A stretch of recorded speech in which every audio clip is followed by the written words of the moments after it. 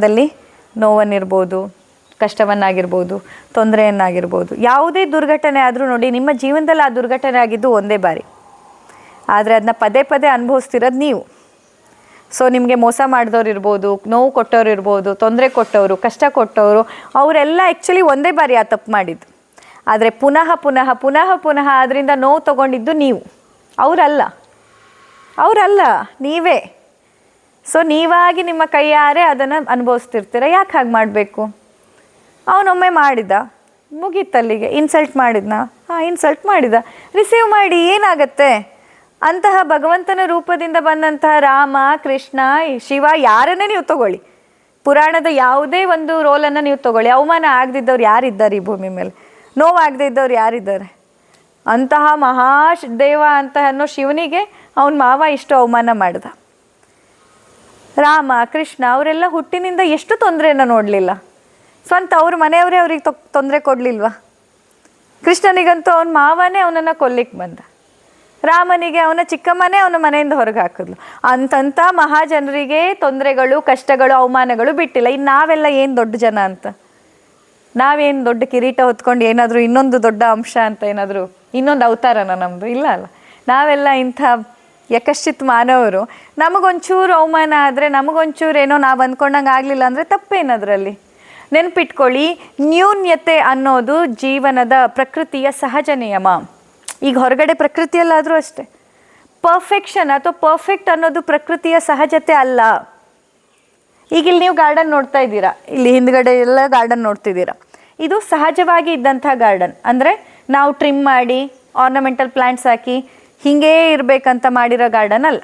ನೋಡಿ ಅಲ್ಲಿ ಹಿಂದೆ ಹೇಗಿದೆ. ಸೊ ಅದೇನು ನಿಮಗೆ ನೋಡೋದಕ್ಕೆ ವಾವ್ ಪರ್ಫೆಕ್ಟ್ ಅಂತ ಅನಿಸಲ್ಲ, ಯಾಕಂದರೆ ಅಲ್ಲಿ ಸಹಜತೆ ಇದೆ.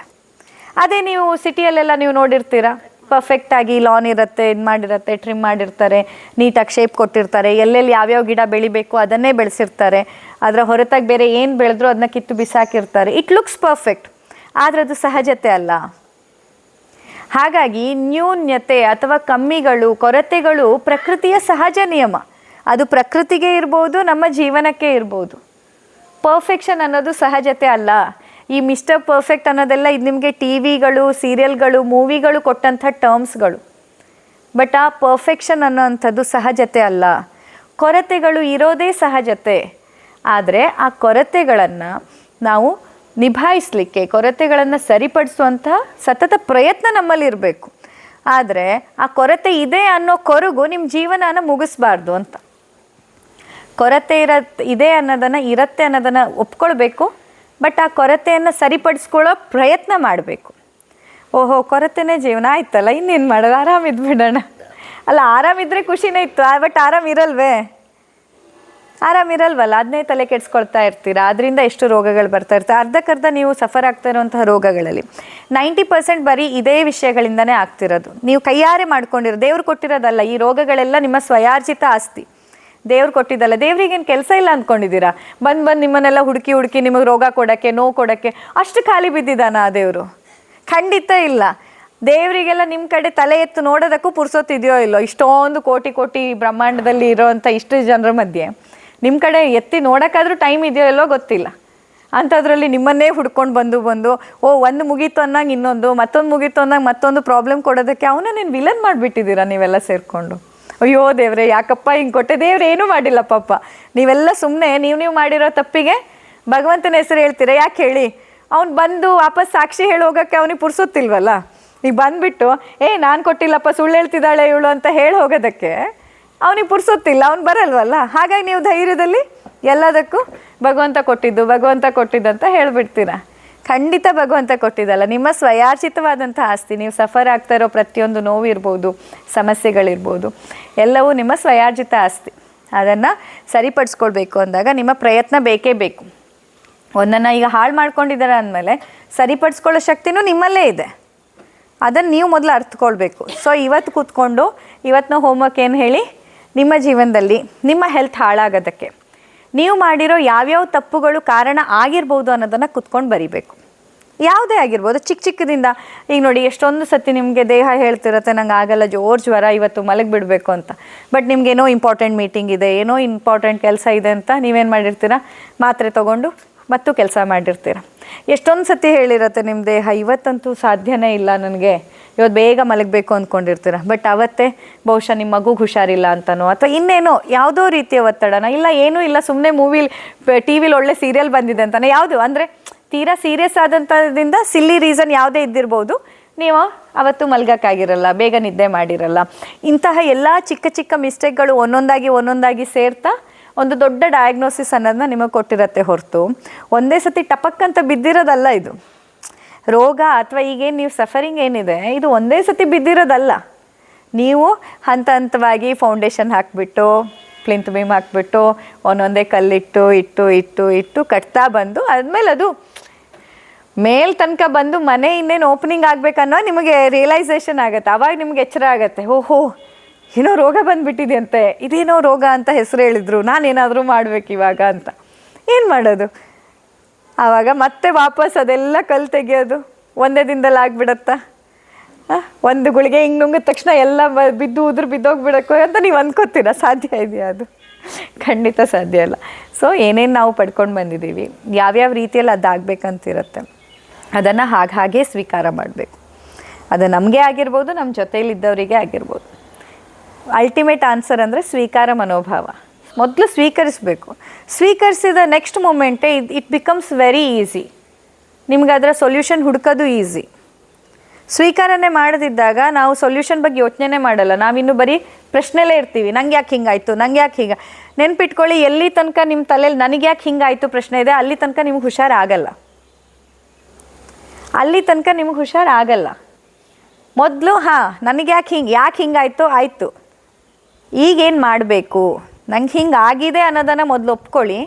ನೆಕ್ಸ್ಟ್ ಮೊಮೆಂಟ್ ನಿಮ್ಮ ತಲೆ ಪೂರ್ತಿ, ನಿಮ್ಮ ಎಫರ್ಟ್ ಪೂರ್ತಿ ಸೊಲ್ಯೂಷನ್ ಕಡೆ ಹೋಗುತ್ತೆ. ಇಲ್ಲ ಅಂದರೆ ಜೀವನ ಪೂರ್ತಿ ಅದೇ ಪ್ರಶ್ನೆಯಲ್ಲೇ ಕೂತ್ಬಿಡ್ತೀವಿ ನಾವು, ನಂಗೆ ಯಾಕೆ ಹಿಂಗಾಯಿತು ಆಯಿತು. ಯಾಕೆ ಹಿಂಗಾಯಿತು ಅಂತ ಹೇಳಿದ್ಮೇಲಾದರೂ ಮಾಡೋದೇನು, ಮತ್ತೆ ಸೊಲ್ಯೂಷನ್ ಹುಡುಕ್ಲೇಬೇಕಾ ಆಮೇಲಾದ್ರೂ? ಅದ್ರ ಬದಲು ಕಾಲಹರಣ ಯಾಕೆ ಮಾಡೋದು? ಓಕೆ, ನನಗೆ ಹೀಗಾಗಿದೆ, ಸರಿ ಆಗಿದೆ, ಗೊತ್ತಿಲ್ದೇನೋ ಆಗೋಗಿದೆ, ಇವಾಗ ಇನ್ನೇನು ಮಾಡೋದು? ಅದನ್ನು ನೋಡಿದಾಗ ಅವನು ಬುದ್ಧಿವಂತ, ಅವನು ಅದನ್ನು ನಿಜಕ್ಕೂ ಸರಿಯಾದ ರೀತಿಯಲ್ಲಿ ಹೋಗ್ತಿದ್ದಾನೆ ಅಂತ. ಇಲ್ಲ ಅಂತಂದರೆ ಹೇಗೆ ಅಂತಂದ್ರೆ ನೋಡಿ, ಈಗ ಗೋಕರ್ಣಕ್ಕೆ ಹೋಗೋ ಕಡೆ ಮುಖ ಮಾಡಿ ನಾನು ನಡ್ಕೊಂಡು ಹೋಗೋದು. ಆದರೆ ನಾನು ಹೇಳೋದು ಎಲ್ಲಿ ಹೋಗ್ತಿದ್ಯಾ ಅಂತಂದರೆ ನಾನು ಇಲ್ಲಿ ಈಗ ಅಪೋಸಿಟ್ ಈ ಕಡೆ ಹೋದರೆ ನಿಮಗೆ ತದಡಿ ಸಿಗತ್ತೆ ಅಂತ ಇಟ್ಕೊಳ್ಳೋಣ. ಇದು ಗೋಕರ್ಣಕ್ಕೆ ಹೋಗೋದು, ನಾನು ನಡ್ಕೊಂಡು ಹೋಗ್ತಿರೋದು ಗೋಕರ್ಣ ರೋಟಲ್ಲಿ. ಯಾರಾದರೂ ಕೇಳಿದಾಗ ತದಡಿ ಹೋಗ್ತಿದ್ದೀನಿ ನಾನು ಅನ್ನೋದು. ಹಂಗಾರೆ ಹಿಂಗಲ್ಲಪ್ಪ, ಹಿಂಗೆ ಹೋಗ್ಬೇಕಂದ್ರೆ ಅಲ್ಲ ಅದು ಗೊತ್ತು, ಈಗ ಒಂದು ಹೆಜ್ಜೆ ಈ ಕಡೆ ಇಡ್ತೀನಿ ಆಮೇಲೆ ಹೋಗ್ತೀನಿ ಅಲ್ಲಿ ಅಂತ. ಹೀಗೆ ಒಂದೊಂದೇ ಹೆಜ್ಜೆ ಇಡ್ತಾ ಹೋದರೆ ತದಡಿ ತಲುಪ್ತೀರಾ ನೀವು ಯಾವತ್ತಾದರೂ? ಇಲ್ಲ ತಾನೆ. ಗೋಕರ್ಣಕ್ಕೆ ಹೋಗೋ ರೋಡಲ್ಲಿ ಹೆಜ್ಜೆ ಇಟ್ಟರೆ ಗೋಕರ್ಣನೇ ತಲುಪೋದು, ತದಡಿ ಹೋಗೋ ರೋಡಲ್ಲಿ ಹೆಜ್ಜೆ ಇಟ್ಟರೆ ತದಡಿನೇ ತಲುಪೋದು. ನೀವು ಹೇಳೋದೇನು, ಅಲ್ಲ ಇವತ್ತು ಒಂದಿನ ಏನೋ ಈಗ ಪಥ್ಯ ಮಿಸ್ ಮಾಡೋದು. ಎಲ್ಲರೂ ಹೇಳೋದೇನು, ಅಲ್ಲ ಇವತ್ತು ಒಂದಿನ ತಿಂದಿದ್ದಷ್ಟೇ ಮೇಡಮ್, ದಿನ ಏನು ತಿನ್ನಲ್ಲ, ಒಂದು ದಿನ ಹೀಗೆ ಮಾಡಿ ನೋಡೋಣ. ಒಂದು ಹೆಜ್ಜೆ ಈ ಕಡೆ, 2 ಹೆಜ್ಜೆ ಈ ಕಡೆ, 1 ಹೆಜ್ಜೆ ಈ ಕಡೆ, 2 ಹೆಜ್ಜೆ ಈ ಕಡೆ ಇಡಿ. ಎಷ್ಟು ದಿನ ಬೇಕು ನಿಮಗೆ ತದಡಿ ಹೋಗಿ ಮುಟ್ಟೋದೇ ಇಲ್ಲ ನಾವು. ಯಾಕಂದರೆ ಈ ಕಡೆ ಹೆಜ್ಜೆನೇ ಜಾಸ್ತಿ ಆಗ್ತಾ ಹೋಗುತ್ತೆ. ಪಥ್ಯದಲ್ಲೂ ಆಗೋದಿದೆ ಮಿಸ್ಟೇಕು. ಈಗ ಉದಾಹರಣೆಗೆ ಒಂದು ಸ್ವೀಟ್ ತಿನ್ನಬೇಡಿ ಅಂದರೆ, ತಿಂದೇ ಇಲ್ಲ, ಎಲ್ಲೋ ಪೂಜೆ ಆದಾಗ, ಎಲ್ಲೋ ಫಂಕ್ಷನ್ ಹೋದಾಗ, ಎಲ್ಲೋ ಮದುವೆಗೆ ಹೋದಾಗ, ಎಲ್ಲೋ ನೆಂಟರ ಮನೆಗೆ ಹೋದ, ಪಾಪ ಅವರಿಗೆಲ್ಲ ನಾವು ಹೇಳ್ತಿರೋಕ್ಕಾಗಲ್ವಲ್ಲ. ಯಾಕೆ? ಬೇಡದೇ ಇರೋದು ಅಷ್ಟು ಗಾಸಿಪಿಂಗನ್ನು ಕುತ್ಕೊಂಡು ಹೇಳೋಕ್ಕೆ, ಪುರಾಣ ಓದಕ್ಕೆ ನಿಮಗೆ ಟೈಮ್ ಇರುತ್ತೆ. ಇಲ್ಲ ನನಗೆ ಸಕ್ಕರೆ ಹಾಕಬೇಡಿ ಅಂತ ಹೇಳೋದಕ್ಕೆ ಯಾಕಾಗಲ್ಲ ನಿಮಗೆ ಮನಸ್ಸಿಲ್ಲ. ಆಗಲ್ಲ ಅನ್ನೋದು ಅಗೇನ್ ನೆಪ, ನಿಮಗೆ ಮನಸ್ಸಿಲ್ಲ ಅಲ್ಲಿ ಹೇಳೋದಕ್ಕೆ. ಎಲ್ಲರಿಗೆ ಹೇಳ್ತಾ ಇರೋಕ್ಕಾಗಲ್ವಲ್ಲ, ಅದಕ್ಕಾಗಿ ತಿಂದ್ಬಿಡ್ತೀವಿ. ಅಂದರೆ ಹಿಂಗೇನೆ ಒಂದೊಂದು ಹೆಜ್ಜೆ ಇಲ್ಲಿ ಪ್ರತಿ ಸತಿ ಅದು ಒಂದೊಂದು ತಿಂದಾಗ್ಲೂ ಒಂದೊಂದು ತುತ್ತು ನೀವು ಉಲ್ಟಾ ಡೈರೆಕ್ಷನಲ್ಲಿ ಇಡ್ತಾ ಇರ್ತೀರ. ಮತ್ತೆ ಮನೇಲಿ ಬಂದು 2 ಹೆಜ್ಜೆ ಈ ಕಡೆ ಇಡೋ ಅಷ್ಟರಲ್ಲಿ ಮತ್ತೆ 4 ಹೆಜ್ಜೆ ಆ ಕಡೆ ಹೋಗುತ್ತೆ. ಈಗ ಹಗ್ಗ ಜಗ್ಗಾಟದ ಹಂಗಾಯ್ತು ಇದು. ಯಾವಾಗ ವಿನ್ ಆಗೋದು? ನೀವು ಯಾವಾಗ ಮನಸ್ಸನ್ನು ದೃಢಪಡಿಸ್ಕೊಂಡು ಅಷ್ಟೂ ಹೆಜ್ಜೆ ಇದೇ ಕಡೆಯಲ್ಲಿ ಇಡ್ತೀರ ಆವಾಗಷ್ಟೇ ಅದು ಸಿದ್ಧಿ ಆಗೋದು. ಇಲ್ದಿದ್ರೆ ಇದೇ ಥರ ಜಗ್ಗಾಡ್ತಿರೋದು. ಆಮೇಲೆ ಅದೇ ಹೇಳ್ತಾರಲ್ಲ, ನಾನು ಇಲ್ಲೋದೆ ಎಲ್ಲ ಕಡೆ ಹೋದೆ ಮೇಡಮ್, ನಂಗೆ ಹುಷಾರಾಗಿಲ್ಲ. ಅದು ಯಾಕಾಗಿಲ್ಲ ಅಂತಂದರೆ ಅಲ್ಲಿ ನೀವು ಹೋದಿರೋ ಆಸ್ಪತ್ರೆಗಳು ಚೆನ್ನಾಗಿಲ್ಲ ಅಂತಲ್ಲ, ನೀವು ಮೀಟಾಗಿರೋ ಡಾಕ್ಟರ್ಸ್ಗಳು ಚೆನ್ನಾಗಿಲ್ಲ ಅಂತಲ್ಲ, ಎಲ್ಲೋ ಒಂದು ಕಡೆ ನಮ್ಮ ಪ್ರಯತ್ನದಲ್ಲಿ ಏನೋ ಕೊರತೆ ಆಗಿದೆ ಅಂತ ಅರ್ಥ. ಅದರಲ್ಲೂ ಅಗೇನ್ ತಪ್ಪು ಸರಿ ಅಂತಲ್ಲ. ಈಗ ನೀವು ಪ್ರಯತ್ನ ಮಾಡಿಲ್ಲ ಅಂತಂದರೆ ನೀವು ಕೆಟ್ಟವ್ರಂತಲ್ಲ, ಅಥವಾ ಪ್ರಯತ್ನ ಮಾಡಿದವರು ಎಲ್ಲರೂ ಒಳ್ಳೆಯವ್ರಂತನೂ ಅಲ್ಲ. ಆ ಪ್ರಯತ್ನದ ಕೊರತೆ ಅನ್ನುವಂಥದ್ದು ಇರ್ರೆಸ್ಪೆಕ್ಟಿವ್, ನೀವು ಒಳ್ಳೆಯವರೋ ಕೆಟ್ಟವರೋ, ಬಟ್ ಪ್ರಯತ್ನದ ಕೊರತೆ ಅಂತ ಆದಾಗ ಸಫರಿಂಗ್ ಇದ್ದೇ ಇರುತ್ತೆ. 100% ಸಫರಿಂಗ್ ಮುಗಿಯಲ್ಲ. ಸೊ ಪ್ರಯತ್ನ ನಡೀತಾ ಇರಬೇಕು, ಅವಿರತವಾಗಿ ನಡೀತಾ ಇರಬೇಕು. ಕಂಟಿನ್ಯೂ ನಡೆದ್ರೆ ತಾನೆ. ಈಗ ಬಾವಿ ತೋಡ್ತಿರ್ತೀರ, ಒಂದಿನ ತೋಡೋದು, ಮತ್ತು ಒಂದು ತಿಂಗಳ ಹೋಗೋದೇ ಇಲ್ಲ ಆ ಕಡೆ, ಮತ್ತೊಂದು ದಿನ ಹೋಗಿ ಮತ್ತೆ ಇದು ಒಂದು ಸ್ವಲ್ಪ ಗುಂಡಿ ಮಾಡೋದು, ಮತ್ತೆ 2 ವರ್ಷ ಆದಮೇಲೆ ಹೋಗೋದು. ಯಾವತ್ತಾದ್ರೂ ಆ ಬಾವಿಲಿ ನೀರು ಬರ್ಬೋದಾ ಹಾಗೆ ನೀವು ಮಾಡ್ತಾಯಿದ್ರೆ? ಇಲ್ಲ ಅಲ್ವಾ? ಅಥವಾ ಒಂದಿನ ಇಲ್ಲಿ ತೋಡೋದು, ನಾಳೆ ಇಲ್ಲೊಂಚೂರು ತೋಡೋದು, ಇಲ್ಲೊಂದು ಸ್ವಲ್ಪ ಎಲ್ಲ ತೋಡ್ತೀರಿ, ನಿಮಗೆ ಮನಸ್ಸಿಗೆ ಬಂದಲ್ಲಿ ತೋಡ್ತೀರಿ. ನೀರು ಯಾವಾಗ ಬರುತ್ತಾ ಬಾವಿಲಿ? ಬರೋದೇ ಇಲ್ಲ. ಬಂದರೂ ಯಾವ ಕಾಲದಲ್ಲಿ ಬರುತ್ತೋ ಗೊತ್ತಿಲ್ಲ. ಒಂದೇ ಕಡೆಯಲ್ಲಿ ತೋಡಬೇಕು, ಅವಿರತವಾಗಿ ತೋಡಬೇಕು, ನೀರು ಬರೋ ತನಕ ಬಿಡಬಾರ್ದು, ಅಂದ್ರಷ್ಟೇ ಬಾವಿ ಸಿದ್ಧ ಆಗತ್ತೆ. ಒಂದು ನಾರ್ಮಲ್ ಬಾವಿಗೆ ಇಷ್ಟು ಕಷ್ಟಪಡುವಾಗ ನಿಮ್ಗೆ ಹೆಲ್ತ್ ಆರಾಮಾಗಿ ಸಿಕ್ಬಿಡತ್ತಾ? ಹೆಂಗೆ ಸಾಧ್ಯ? ಸಾಧ್ಯವೇ ಇಲ್ಲ. ಸೊ ಹೆಲ್ತ್ ಅನ್ನೋದನ್ನು ನಾವು ತೀರಾ ಏನು ಅಂದ್ಕೊಬಿಟ್ಟಿದ್ದೀವಿ ಗೊತ್ತಾ? ಎಲ್ಲೋ ಅಂಗಡಿಲಿ ಸಿಗೋ ಮಿಠಾಯಿ ಥರ ಅಂದ್ಕೊಬಿಟ್ಟಿದ್ದೀವಿ, ಹೋಗಿ ಖರೀದಿ ಮಾಡಿ ತೊಗೊಂಡು ಬಿಡ್ಬೋದು ಅಂತ. ಹಾಗೆ ನೀವು ಅಂದ್ಕೊಂಡಿದ್ದಾಗಿದ್ದಿದ್ರೆ ಜೀವನದಲ್ಲಿರೋವಂಥ ಶ್ರೀಮಂತರು ಯಾರು ರೋಗಿಗಳಾಗಿರ್ತಾನೆ ಇರಲಿಲ್ಲ, ಕೊಂಡ್ಕೊಬಿಡ್ತಿದ್ರು ಎಲ್ಲದನ್ನು. ಯಾರ ಹತ್ರ ಕೊಂಡ್ಕೊಳ್ಳೋಕ್ಕಾಯ್ತು? ಯಾರ ಹತ್ರ ಕೊಂಡ್ಕೊಳ್ಳೋಕ್ಕಾಗಿಲ್ಲ, ಯಾವತ್ತೂ ಕೊಂಡ್ಕೊಳ್ಳೋಕ್ಕಾಗೋದೂ ಇಲ್ಲ. ಸೊ ಹೆಲ್ತ್ ಅನ್ನೋದು ಒಂದು ಕಂಪ್ಲೀಟ್ ಇದೊಂಥರ ಏನು ಹೇಳೋದು, ಒಂದು ಫುಲ್ ಪ್ರೊಜೆಕ್ಟ್ ಇದು. ಇದರಲ್ಲಿ ಯಾವುದು ಒಂದು ಮಿಸ್ ಆದ್ರೂ ಎಲ್ಲ ಏರುಪೇರಾಗತ್ತೆ. ಎಲ್ಲವೂ ಅವಿರತವಾಗಿ ನೀಟಾಗಿ ಒಂದೇ ದಿಕ್ಕಿನಲ್ಲಿ ಹೋಗ್ತಾ ಇದ್ದರೆ ಮಾತ್ರ ಡೆಸ್ಟಿನಿ ರೀಚ್ ಆಗುತ್ತೆ. ಅಂದರೆ ಬಸ್ಸಿಗಿರೋ ಟಯರ್ ಇದ್ದಂಗೆ. ನೀವೀಗ ನಿಮ್ಮ ಊರುಗಳಿಂದ ಇಲ್ಲಿಗೆ ಬಂದಿದ್ದೀರಾ, ಬರೋವಂಥ ಗಾಡಿ 4 ಟಯರ್ ಇರುತ್ತೆ. ಇಮ್ಯಾಜಿನ್ ಮಾಡ್ಕೊಳ್ಳಿ, 4 ಟಯರ್ಗಳು 4 ದಿಕ್ಕಿಗೆ ಓದಿದ್ರೆ ನೀವು ಗೋಕರ್ಣ ಬರೋಕ್ಕಾಗ್ತಿತ್ತ? ಇಲ್ಲ ತಾನೆ. 4 ಟಯರ್ಗಳು ಕೂಡ ಒಂದೇ ದಿಕ್ಕಿನಲ್ಲಿ ಒಂದೇ ವೇಗದಲ್ಲಿ, ಈವನ್ ವೇಗ ಒಂಚೂರು ಹೆಚ್ಚು ಕಮ್ಮಿ ಆದರೂ ಗಾಡಿ ಓಡಲ್ಲ ಅಲ್ವಾ? ನೋಡಿದ್ದೀರಾ? ಒಂದು ಟಯರ್ ಏನಾದರೂ ಲ್ಯಾಗ್ ಆದರೆ ತಕ್ಷಣ ಮೊದಲು ಗ್ಯಾರೇಜಿಗೆ ಹೋಗ್ತೀರಾ, ಓಡ್ಕೊಂಡು ಇಲ್ಲಿ ತನೂ ಬರೋಕ್ಕಾಗಲ್ಲ. ಸರಿಯಾದ ವೇಗದಲ್ಲಿ, ಒಂದೇ ವೇಗದಲ್ಲಿ ಎಲ್ಲ ಚಕ್ರಗಳು ಒಂದೇ ದಿಕ್ಕಿನಲ್ಲಿ ಅವಿರತವಾಗಿ ಅದು ಬಂದರೆ ಮಾತ್ರ ಗೋಕರ್ಣ ಬಂದು ನೀವು ರೀಚ್ ಆಗ್ತೀರ.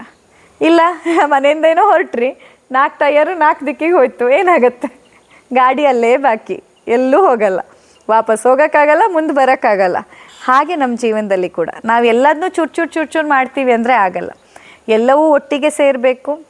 ಒಟ್ಟಿಗೆ ಸೇರಿ ಒಂದೇ ದಿಕ್ಕಿನಲ್ಲಿ ಅವಿರತವಾದಂತಹ ಪ್ರಯತ್ನ ಆದಾಗ ಹೆಲ್ತ್ ಸಿಗತ್ತೆ. ಇದನ್ನೆಲ್ಲ ಯಾಕೆ ಹೇಳ್ತಿದ್ದೀನಿ ಅಂತಂದರೆ, ಈಗ ನೋಡಿ, ನಾನು ಸುಮ್ಮನೆ ಔಷಧಿ ಕೊಟ್ಟು ಕೂತು ಬಿಡ್ಬೋದಿತ್ತಲ್ವ? ಸುಮ್ಮನೆ ಥೆರಪಿ ಮಾಡಿಸ್ಕೊಳ್ಳಿ. ಟ್ರೀಟ್ಮೆಂಟ್ ರೂಮಲ್ಲಿ ಆದಂಥ ಥೆರಪಿ ಮಾತ್ರ ನಿಮ್ಮನ್ನು ಹೀಲ್ ಮಾಡೋಕ್ಕೆ ಸಾಧ್ಯ ಇಲ್ಲ. ನಿಮ್ಮ ಪ್ರಯತ್ನವೂ ಬೇಕು. ನಿಮ್ಮ ಪ್ರಯತ್ನ ಇಲ್ಲದೆ ನಿಮ್ಮನ್ನು ಕ್ಯೂರ್ ಮಾಡೋದಕ್ಕೆ ಯಾರಿಂದನೂ ಸಾಧ್ಯ ಇಲ್ಲ. ಅದೇ ನಿಮ್ಮ ಪ್ರಯತ್ನ ಅನ್ನೋದು ಇದ್ಬಿಟ್ರೆ ಡಾಕ್ಟ್ರು ಕೊಟ್ಟಿರೋ ಔಷಧಿ ನೆಪ ಮಾತ್ರ, ನೀವು ಹುಷಾರಾಗಿಬಿಡ್ತೀರ. ಡಾಕ್ಟ್ರು ಹಿಂಗೆ ಕಣ್ಣು ಮುಚ್ಕೊಂಡು ಏನೋ ಹಿಂಗೆ ತೆಗೆದುಕೊಟ್ರು ಸಾಕು, ನೀವು ಹುಷಾರಾಗ್ತೀರ. ಅಲ್ಲಿ ನಿಮ್ಮ ಪ್ರಯತ್ನ ಇದ್ದರೆ. ನಿಮ್ಮ ಪ್ರಯತ್ನ ಇಲ್ಲ ಅಂತಂದರೆ ಡಾಕ್ಟ್ರು ಪಾಪ ತಲೆ ಕೆಳಗಾಗಿ ನಿಂತರೂ ಕೂಡ ನಿಮ್ಮ ರೋಗವನ್ನು ಹುಷಾರು ಮಾಡೋಕ್ಕೆ ಸಾಧ್ಯ ಇಲ್ಲ. ಹಾಗಾಗಿ ಈ ಒಂದು ಇದನ್ನು ಚೇಂಜ್ ಮಾಡ್ಕೊಳ್ಬೇಕು. ಸೊ ಇವತ್ತು ನೀವೇನು ಮಾಡ್ತಿದ್ದೀರಾ? ನಿಮ್ಮ ಜೀವನದಲ್ಲಿ ನೀವು ಮಾಡಿರೋ ಯಾವ ಮಿಸ್ಟೇಕ್ಗಳು ನಿಮ್ಮ ಅನಾರೋಗ್ಯಕ್ಕೆ ಕಾರಣ ಆಗಿರ್ಬೋದು ಅನ್ನೋದನ್ನು ಲಿಸ್ಟ್ ಔಟ್ ಮಾಡಬೇಕು. ಸರಿನಾ? ಓಕೆನಾ? ಸರಿ, ಹಾಗೆ ಥ್ಯಾಂಕ್ ಯು.